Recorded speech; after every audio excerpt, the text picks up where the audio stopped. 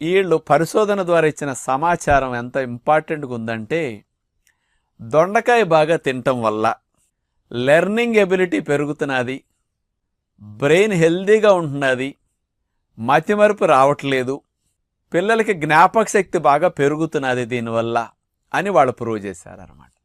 మరి ఎందుకు ఆ మంచి లాభాలు వస్తున్నాయి? దొండకాయలో ఏమున్నాయని చూస్తే, మన మెదడులో ముఖ్యంగా 2 యాంటీ ఆక్సిడెంట్స్ బాగా తయారవుతూ ఉంటాయి.